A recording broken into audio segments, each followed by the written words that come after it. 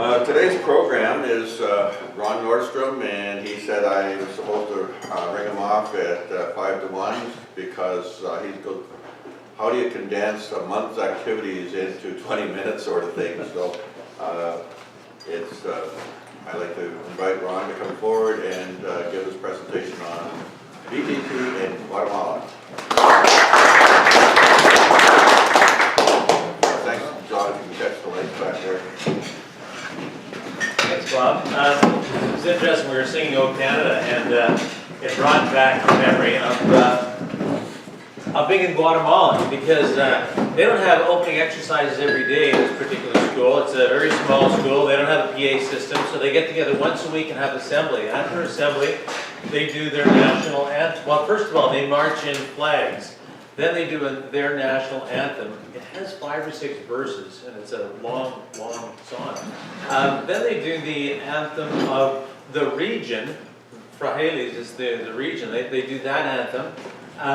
Then they do the local anthem, and then we wrote a school song for them, and then they did the school song. So just getting through the anthems, let alone the pledges and things like that, takes about 25 minutes. So, and of course they added Canada's anthem to the whole thing while we were there. So that's what reminded me of that, singing the anthem. They had a very high-pitched lady singing it, and they had a couple of sour notes right at the end. And when the kids later they're back and they're sort of singing the part, you know, they're doing humming a little bit of, or singing a little bit of O Canada, they're singing that ending with those off, those notes that are off, and they're kind of smiling at the whole thing. So yeah, we sing it much better, Ivan. So good job. Our group left. Our group of 6 left February 4th, and we arrived back in Canada on March 4th. So we've gone for 28 days. This was our group. Mariette, this lady here, she's the one that is from Saskatoon. These 3, Doris and, I've already forgot the names, Carolyn and Margaret are from Kenora. And our team leader is Eva, Vida, I'm not sure, some of you might know Eva. What is her role? She's the Assistant Regional Coordinator for Foundation, and July 1st she will be stepping up to being the Regional Coordinator for Western Canada. She's actually in Chicago right now, taking training, upgrading training to take the role on. So there's 5 teachers plus Eva. Eva's not a teacher by trade, she's an accountant, I suppose. Financial planner. Financial planner, there you go. So 5 teachers and a financial planner. All right, let's go. See if this works. Okay. So thank you for everybody who brought me stuff, because I did take it. These are the things that I took wrapped up in one suitcase, and it's things like dominoes, cards, dice, things like elastic bands, because we had certain activities that we were doing the first couple of days. We had no idea what we could find there in the local stores. Basically, if you could find it in a dollar store here and it costs $1, you can find it in Guatemala at the dollar store. It costs $2. We thought it would be cheaper getting things there, and surprise, surprise, it actually wasn't. It was better bang for a buck to actually get it here, as long as we could then get it. So that's what I brought. The other teacher that brought a lot was Mariette from Saskatoon. She had a suitcase like this, a great big suitcase full of all of this kind of stuff, and we used all of it. So we brought a lot of supplies along with us. I'm kind of in the way, but I kind of have to be next to the computer here. So sorry for some of you. You might have to move out of the way a little bit. This is at our hotel. I just wanted to show you this picture just to show you the slope we were on. Each of these buildings is a 3-story unit. We had and their apartments. We had the top apartment on one of the buildings, and the other 3 people had the top apartment had another one of the buildings. We discovered that whenever anybody turned the water on any floor or shower, you could hear it very plainly. So here's just a couple of pictures of our hotel. It was actually a very nice place. It had a weight room that I had a chance to use twice when I was down there, and I wanted to use it every day, so that's how busy we were. This is actually the roof terrace. I guess it's a nice little place to sit. We thought, oh, this is nice. We'll sit here every day. We found time one day to sit there, a nice little area, and bring a drink up there and relax. But you can see, our hotel really is in a valley on the side of a mountain. restaurant that we got to only on weekends because they open at 7. We left about 6:45 every day. And another view of the hotel from the backside. So we had pretty nice accommodation. One of the first things we did there, I think on day 2, yeah, we arrived on a Saturday. On Sunday afternoon, we went to the Rotary started hosting us. Went to the home of Hector Lopez, one of the Rotarians. I want to show you this picture on the outside of the building because I'm not sure how familiar you are with Spanish architecture, but this whole neighborhood, it's a gated neighborhood, and as you're going through, all we saw was these fences, these relatively dirty fences, and you're driving by them and thinking, wow, what kind of homes are here? Once you open up these fences and you look inside, there are incredibly gorgeous homes inside and some have huge yards that are an entire block large. So the walls are very deceiving. When we were in New Orleans, same kind of Spanish style architecture where from the street it looks terrible, but as soon as you get out of the street and you go in, there's a big courtyard and some pretty gorgeous homes. So we did get to homes that were like this, and then you'll see the contrast of homes. And when we arrived there to our opening party, they had a marimba band. The marimba is the national instrument of Guatemala, and they had this band. So, I mean, they hired the band so that we could hear marimba music. They love to dance. Guatemalans love to dance, and they were spending much of their time at this party dancing or making us dance as well. Canadians didn't like to dance quite as much, but that's okay.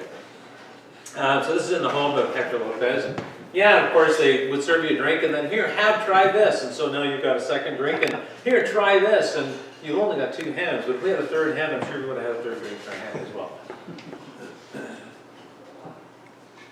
And a couple of Rotarians there, the guy on the left helped us out a lot. Fortunately, the Rotarians, I think 95% of them spoke English at this party. Everything was done in English, and I think everybody there understood. If there wasn't, 1 or 2 people were polite and didn't say anything, but they all understood English. The guy on the right actually is Bruno. Bruno is an architect that came in very useful on our trip. He built some cabinets and things for for the school, things that we needed, some storage areas for the school. And he actually designed the house that we had the party at as well. There's our host there, grilling meat for us. Beatrice was our contact person in Guatemala before we left. She was invaluable. She found interpreters for us. So when we were at the schools, we had interpreters. She helped to find our hotel room. She got our transportation organized. She got our phone rental organized, our phones and things like that. So she was certainly invaluable. And when we were there, she was presented with a Paul Harris Fellowship for all of the work that she had done. That was done by our district. And you knew that it meant a lot to them because I saw the video of the presentation. And everybody at that party, all you could hear was, oh! Yeah. You're getting this, like it's receiving a Paul Harris Fellow down there, and she's now a multiple Paul Harris Fellow. Yeah, there was definitely an audible gasp from the crowd when she was presented with that. So this is just some of the local Rotarians, and we had lunch outside. This is part of the setting, and you'll see a picture here. There we go. That's where the presentations were made. So Eva and Doris did make a presentation in a couple of different presentations, including the Fellowship Award for Beatrice. All right. And Bob did give me 3 banners to take down and said, here, make sure you pass these out when you're down there. So I found 3 different groups I could give them to. This is the first one, and it was to our host club, I guess. Norte was our host club, and that was the president I was presenting to. Her name is Luce, L-U-I-S, which means light, which is an interesting name. So that's the home that we were in on Sunday. On Monday, we came to Hoya Verde. Hoya Verde is a little bit different neighborhood. This is a typical home there. You can see many of the homes have, pretty much all the homes have a corrugated metal roof. Many of them have corrugated metal walls. I would imagine when the wind blows, a lot of dirt flies around, and the wind blew on many days, and a lot of dirt would fly around in there. So Yeah, that's the kind of neighborhood where the school was built. So these are the homes all around the school.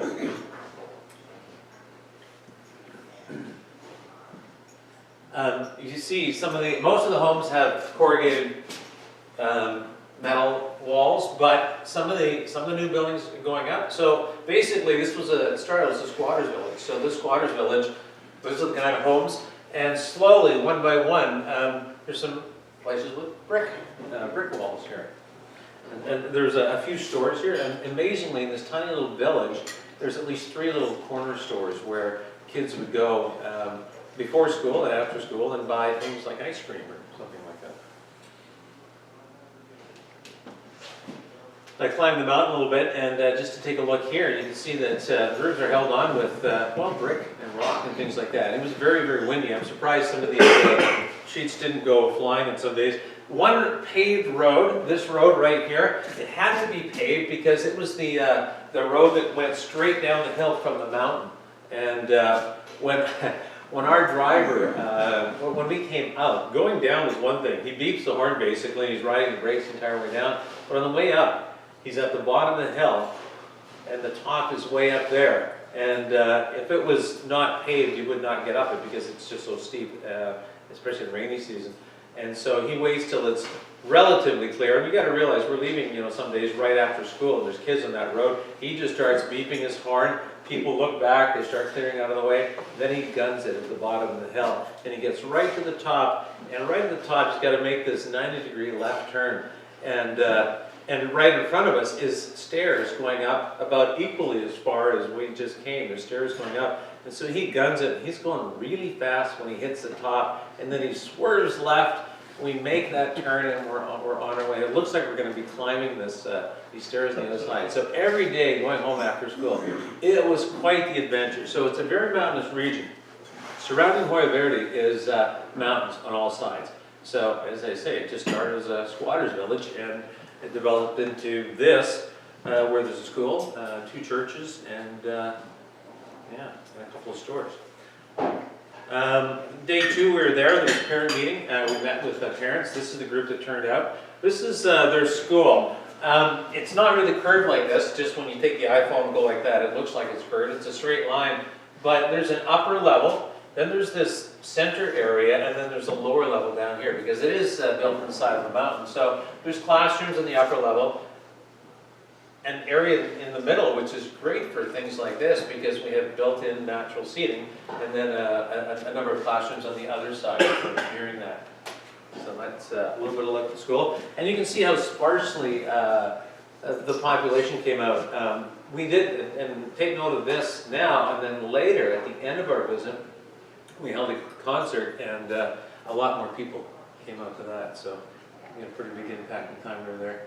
This gives you a look at some of the people, sort of how they're dressed, how a typical person, I guess, dresses. They still dress well, and they're clean. I'm thinking, how can you have clean clothes after, some of the homes that there must be, like, they have dirt floors in their homes. I don't know how they stay so clean.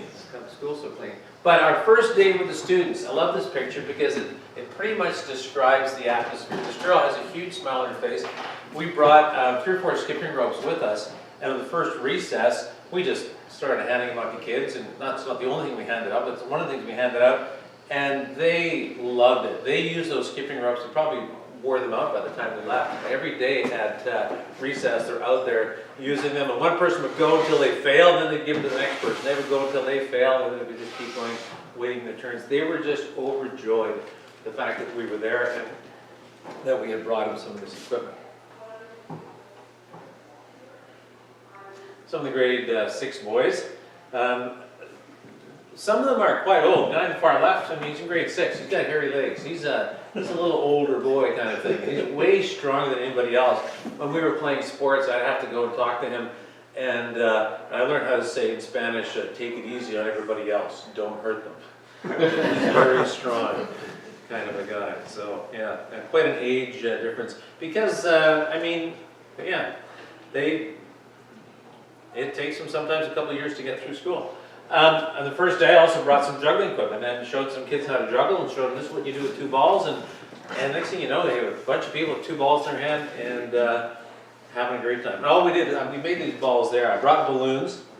We bought some rice. We filled some sandwich bags with rice, half a cup of rice, stretch a couple of balloons over them, and we had juggling equipment. So when we got there, tried this out, the kids love to juggle, so we spent some time making juggling equipment with the kids. And by the time we left, we must have had over 100 juggling balls, and the kids were using them pretty much every day.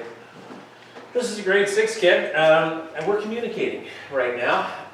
We were trying to talk. This is very early on, trying to say something to them. They don't understand me, so I had my phone out, I had Google Translate, and I would put it down, they could see the Spanish, and they would look at it, and they would write in Spanish back to me. Very quickly, we were able to communicate back and forth with Google Translate. So that's my phone that we're talking back and forth with. The other thing is kind of interesting. We've got name tags, which is really handy. We thought they did that for us, but apparently they do that every day. They wear their name tag every day. So, but it sure was handy having that.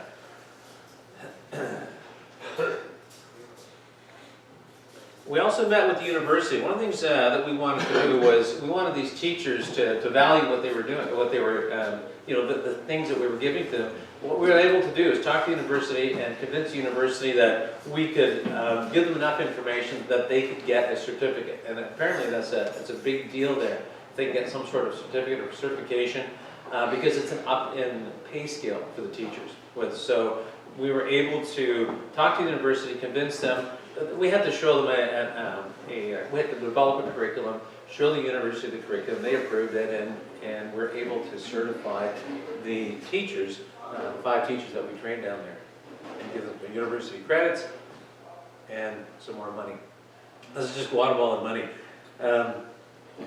Their money is not worth that much. I think it's 7 to 1, something like that for US, and we're dealing in either Guatemala or US funds, so there might be, I don't know, a whole fistful of money, that might be $60 or something like that US, so yeah.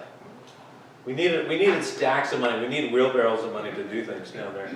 So one of the things we did down there was we discovered that their education, the whole reason they're going down there is to help them out with teacher training. We discovered that their education is very passive. It's kind of like open up a book, read the left side, do the questions on the right side. Turn the page, read the left side, do the questions on the right side. Keep doing that until the book's done, and then get a new book. And the kids are not that excited. The fact that they get through the school system and they're successful is amazing. They kind of have to be pretty motivated. So we came down there and tried to show the teachers some techniques they can use to check for understanding or to motivate the kids and just make things a little bit more interesting. So one of the first things we did was we handed out plastic plates and markers. And on this particular, and you can do 1,000 things with that. So one of the things we would do after school is we would go shopping for the school. We'd go out shopping for things like plastic plates. We get 200 plastic plates and bring them back for the kids. Because they were just mini whiteboards. They could easily write on a plastic plate with their whiteboard marker, because it was, you could easily wipe it off. They would show an answer, wipe it off, and then go on to the next question. So it was an easy way to check for understanding. One of the things that I noticed is the kids were reading. They had a half an hour to read every day. They were reading a passage, and then they would read the next passage and read the next passage. And there was like 1 or 2 questions. So I sat and read with some kids, and I had a feeling they didn't really understand what they were reading. So I just said to our teacher one day, why don't we just have the kids read. Today when they read, they have these plates, and they just write down what they don't understand, the words they don't understand. And we'll find out if they're comprehending what they're reading. And it was amazing how many words are written down. So the kids really, just because they read every day, they didn't really know what they were reading. They didn't really understand a lot of the words. And so we had a little exercise with the teacher and the kids. And okay, so the kids don't understand this, what do we do? What's the next step? And we did some things with that. So that's the kinds of things that we did down there. Sort of make the learning more interactive. And we did a lot of things with phys ed as well. We discovered that the phys ed class is fairly passive as well. It was kind of like 2 people moving at once and no more than 2 moving at once. And so took a look at that and thought, okay, we got to change this. And so we did go in and fix up a lot of things and got the kids moving. A lot of the kids moving all at the same time.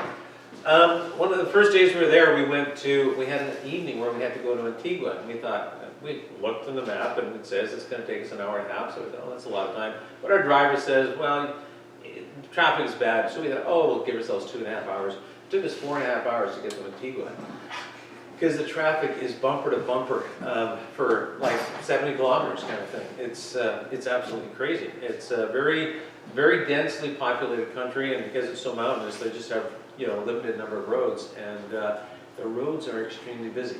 Now, we finished that night and came back in about an hour and 15 minutes, so, you know, 4.5 hours one way and an hour and 15 the other way. These buses are very, very Guatemalan. If you've ever been to Guatemala, these are privately owned buses. They call them chicken buses. I don't know why. But they're elaborately painted and really pimped. Like, there's chrome all over the place. At night, the lights are lit up. I mean, they're beautiful pieces of art.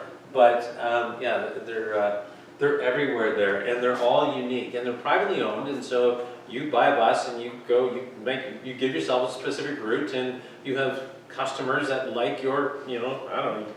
Yeah, it's a different kind of system down there. And they have these people that kind of ride half in and half out, who are shouting, "This is the bus to wherever," and they're honking the horn, and if somebody, you know, waves them down, the guy standing there jumps off, the passenger jumps in, the thing takes off, and then the guy who's standing out there runs, catches up, and jumps back in, and they go. It's not a long stop, that's for sure. We didn't ride any of those. They looked a little sketchy to get on and off. Very interesting. McDonald's delivers there, as do most stores. They all have motorcycles, and that's the best way to get around is by motorcycle. Antigua's, Guatemala used to be the capital many, many years ago in the 1700s. Very prone to earthquakes. There's a lot of volcanoes around that area, very prone to earthquakes. And after a number of earthquakes, about every 10 years or something like that, a huge one in 1770 something, they finally said, okay, that's it. The capital city is moving, and it went off to Guatemala City. This wasn't called Antigua as then. Antigua means ancient. And so this is the ancient capital, so it's called Antigua, Guatemala. But nowadays it's called Antigua, and it's a UNESCO heritage site right now. It's a wonderful place to visit, especially for a photographer. It's just amazing things to see. Because of the earthquake, many of the buildings were damaged. Some were fixed up, many were not. So you'll see, when you go there, you'll see all sorts of interesting buildings in various states of repair. You know, that's a typical building there that has been repaired or built, but it's yeah, lots of brick and and lots of textiles everywhere. Wherever you go shopping, you'll see a lot of that. But one thing I wanted to show you was this. I discovered that Rotarians around the world are not middle-class citizens like they are maybe in North America. They're very rich people, at least all the ones that we seem to connect with. This was somebody's home, and it's one of those, again, gated communities where he must have 5 acres here of property, and you can see that this is an indoor kind of patio eating area. We set up here. There was about 7 or 8 tables out here, and there was a group of Rotarians coming through from the States. They were doing some sort of work, and the person who's home here, I think, is the next, I don't know the hierarchy of government in Rotary, but they're the next district governor, something like that. And so he was hosting all these Rotarians. So that's the reason we went to Antigua in the middle of the week, was we were invited, and it would have been a slap in the face not to go. So we went, and we met all these Rotarians that were from the States who had various projects going on as well. So it was a very interesting evening, but a very late evening, because we had a very early day the next day. We'll have to run through. So yeah, in school, interactive learning. Kids are actually, instead of just sitting there looking at their pages, we did a lot of this kind of stuff where they're interacting. Our first weekend, we went to this particular lake and stayed in a community called Panajachel. This is our hotel we stayed at. It's again one of those tourist regions. We only had 2 weekends where we got a chance to tour around and do some things, and found some, what are these things called? Avocados, yeah. So They're great to juggle. That weekend, we had a chance to go to the university and see how teachers are trained. I love this motto. It's not how good you are, it's how good you want to be. But we saw how they train teachers there. And they were doing the kinds of things in this school that we were showing these teachers in the classroom. So that whole active learning kind of thing. So it was really encouraging that that's the next group of teachers coming up is going to have this idea of active learning. But we were there, this marimba band, we got to the music room. This marimba band was doing a lesson, and they suddenly stopped, and they all decided they were going to play music for us. And so they played music, and when they did, we all danced because that's what Guatemalans do. As soon as the music starts, everybody's dancing. So we're all dancing and taking pictures. And yeah, you'll see this woman's face a little later. And as soon as they finished playing, we said, okay, we're going to play something. There was a guitar there, so I picked up the guitar, and everybody sang Mustang Sally. And we had them singing Mustang Sally along with us. And then after we met with some officials, had a lunch, because you couldn't go anywhere without having a lunch. We had a little lunch, and they showed us a little bit more about the university. This is one of the villages around that lake that I was talking about. And it's got this market. Take a look how the women are dressed in a very traditional way. Men, on the other hand, yeah, they're sort of wear what we wear. You know, there's a typical man and woman kind of thing. Man's wearing jeans. They had these little, like we said, the trucks or the buses were all pimped. They pimped these little things as well. Look at the chrome wheels and the spoiler in the front and all the chrome in this thing. It was hilarious. So people own these, and so they take a lot of pride in their ownership, I guess. Lots of colors in the markets, that's for sure.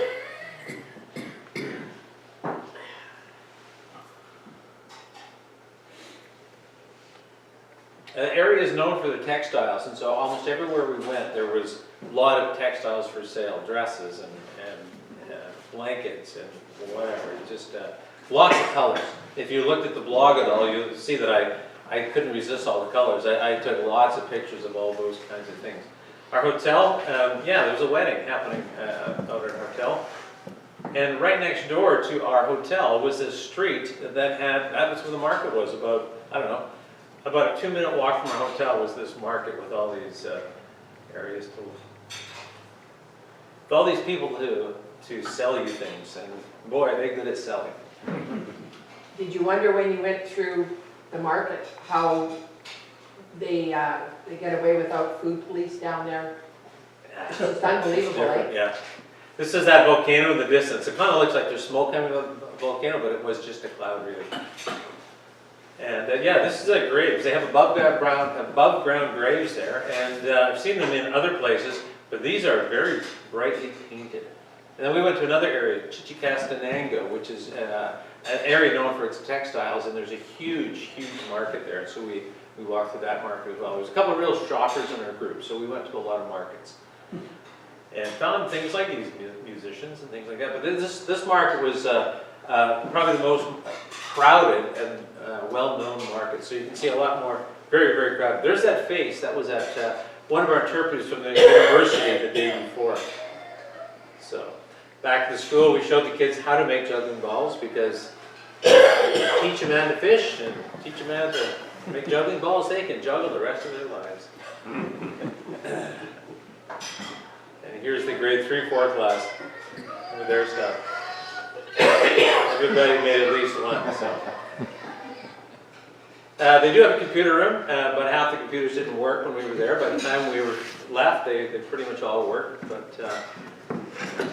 And Winnie the Pooh is a big deal down there. Don't know why, but it is. And so Eva brought these Winnie the Pooh kits and made them all up, and every kid made a little Winnie the Pooh hand puppet while we were down there. It's just some of the interactive games, trying to get all the kids active in a phys ed class. Twice a week we had training sessions with the teachers, Mondays and Wednesdays, and we brought in food, and we went, well, Mondays is usually an hour, and Wednesdays it was usually 2.5 hours training sessions. And we spent some of our evenings out and about the community.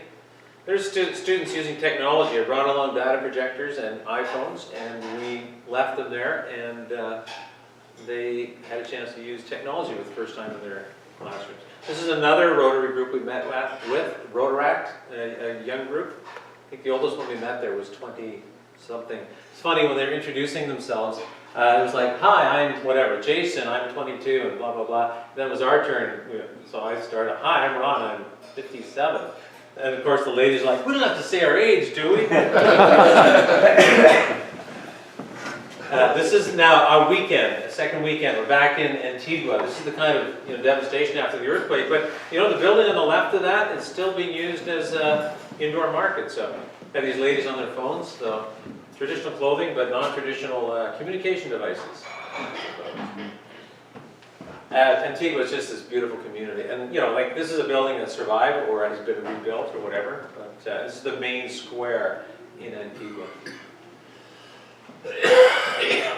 Traditional dress with, and this is kind of interesting. It looks like all these people are hounding poor Mariette here, but no, she has pins. Her mother-in-law died, and her mother-in-law had this pin collection. So she brought down pins and was handing pins out. So instead of all these people hounding her, they were just waiting for a pin. So it was a fantastic idea.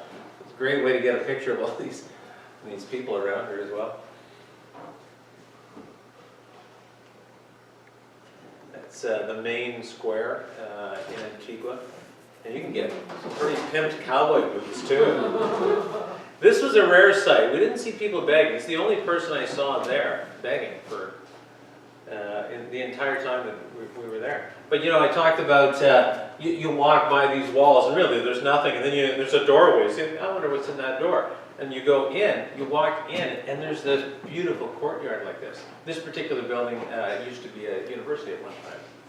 But yeah, it's like I say, it's a dirty white wall, kind of, an entire city block is covered in this dirty white wall, but no, there's a door, an opening. You go in, it's not a big door, and you walk inside, and this is what you see in there. So it's amazing what's beyond the wall, the outer wall. Again, one of those buildings. I took some pictures of detail, and it's amazing detail. The guy who made furniture, his son makes cajones, and we happened to go in there to get some furniture made, and I saw these cajones, and so I sat down on one of the cajones and started playing. It's just a box that you sit on and play, as a drum kind of thing. And you'll see the rest of the story later. This is in Antigua. This is one of the, Miriam's one of the Rotarians that we got down there, so cocktails at home. And then Carmen, another Rotarian, makes purses. So she brought all these purses to sell because all the ladies were dying for a purse, and so she brought those. That's when you're in Antigua, that's the most famous landmark in Antigua, the arch there. I have lots of pictures of that, but only had to show you two.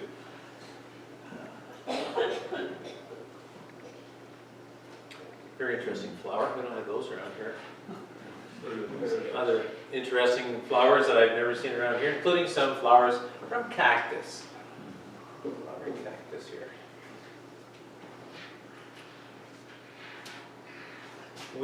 While in Antigua, it's a coffee growing region. Take a look at the coffee beans here. Only the bright red ones can be picked. Then they're dried. They're put out on these basically large brick patios to dry for a couple of days. Every night though, they have to push them all together in piles, tarp them, and then the next day untarp them and spread them out again. They have to dry like that for about 4 days. Look at how this guy's carrying that buffet. I would have thought it's a minimum 2-man job, and you wait, you stop every 100 yards to rest. This guy's carrying this thing through the streets like this. Like he would be a great voyageur. Holy smokes. Third week we were there, we had a Canada Day at Hoyberg School.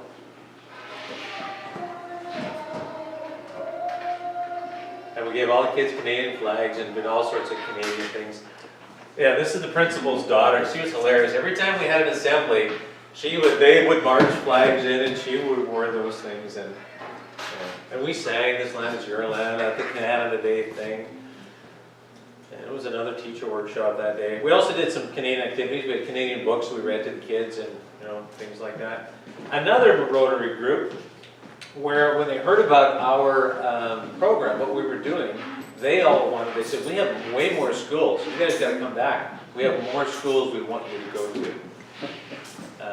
So they really like the kinds of things we were doing. We did a lot of Rotary activities. That's the reason we came back exhausted. We did just so many, we had so many evening things, either Rotary or shopping or something that we had to do for the school.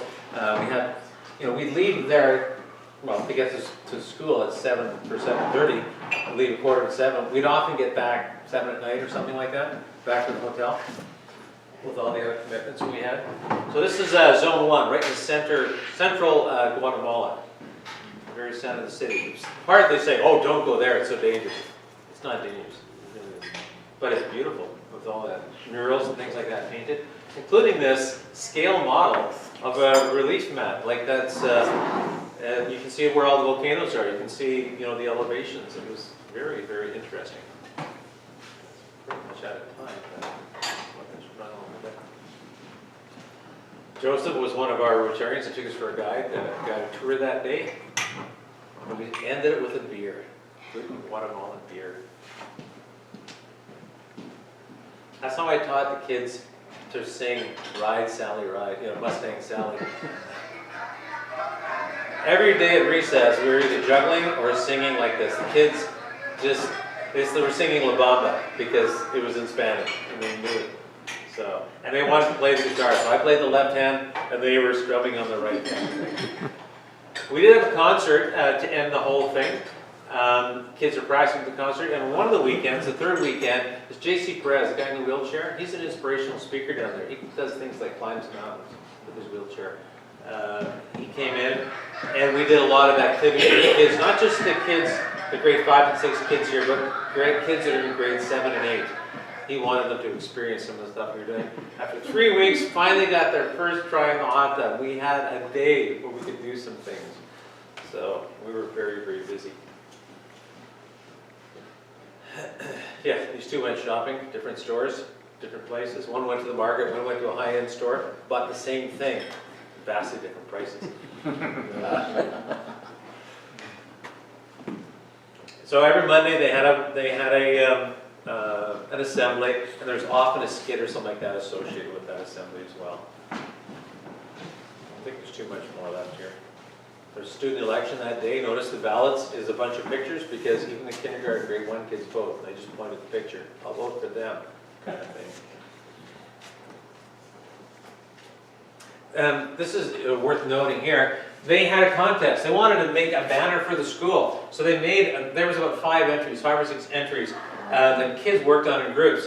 And we looked at this one right away and thought, it's inappropriate because the Guatemalan flag is tiny. The local area flag, the Fraile's flag is tiny. Canada is too big a thing, so we just dismissed that one right away.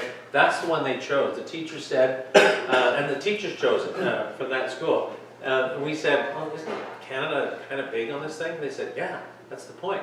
Canada is very important to them because they said without Canadians, the school wouldn't exist. They were so grateful that Canadians were there. In fact, that's their office. That's the school office right there. This Canada flag was not put up for us. It's like that every day. The Canada flag is on the wall. The Guatemalan flag is, you can barely see, it's blue on the left, and the local Fraile's flag is, municipal flag is on the right, and Canadian flag is one that's proudly displayed. So that it meant a lot to us. That's the old school. The one that was dangerous. It was on the side of a mountain, and every time it rained, there was a danger of, well, bad things happening. The last days we were there, and there was this carnival tradition of breaking eggs filled with confetti on other people's heads. And so we brought a bag of those in, and the kids had a great time with that.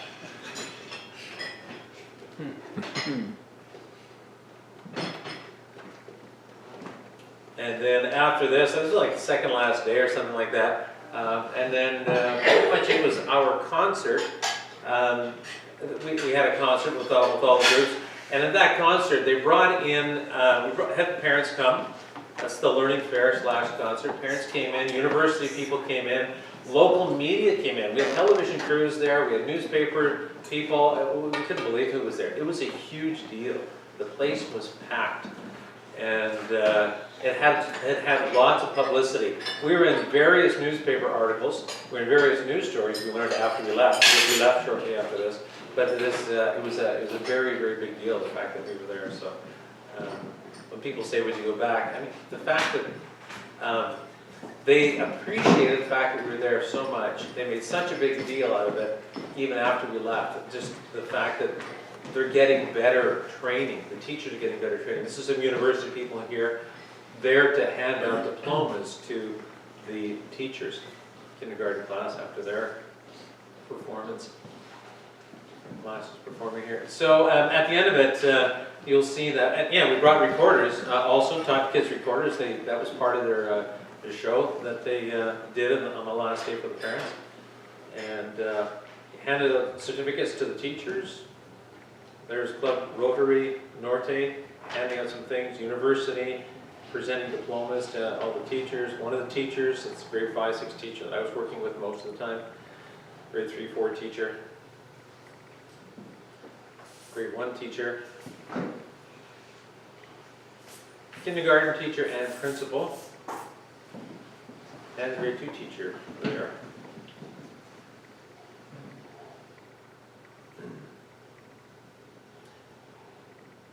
And after that was over, farewell party at Gretel's, where I was presented with a cajon as a gift. It was an incredible gift, but I had to get it home somehow.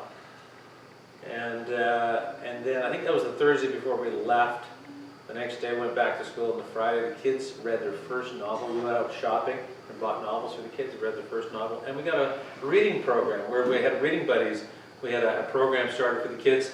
They had never done something like that before, and so we told them the value of having something like that. They finally started the last week that we were there. And they had a farewell party for us where everybody had a good cry, I guess.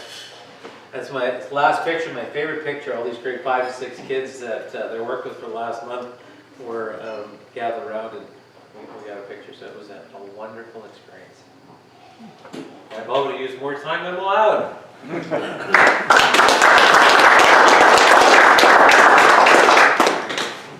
Well, Ron, we're the first to see what happened down in Guatemala, and I think it speaks not only what they did, but it builds on our Ripple Effect program, which our club has donated to, and will continue to donate, and individuals to donate to the Ripple Effect program, because the Rotary Foundation now has just approved the construction of new schools down there, small schools, and so we get global grants for that.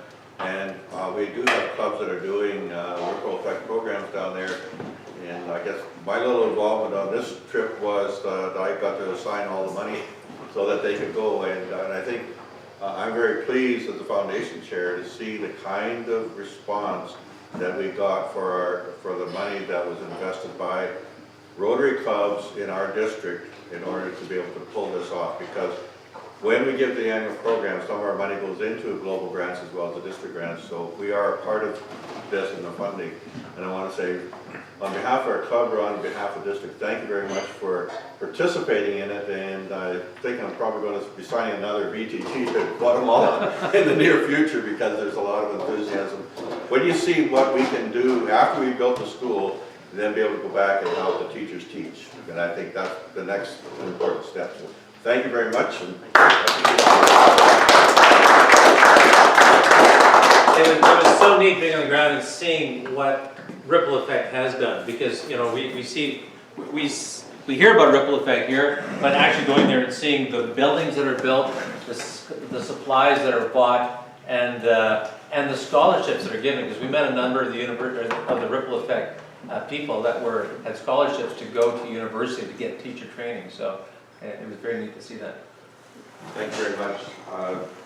The government of Canada has also been involved, because they matched a number of our dollars. We had about $500,000 from the Canadian government, you and I as taxpayers, that were put into our Ripple Effect program run by our district to build schools down there, and now we can provide for the children. So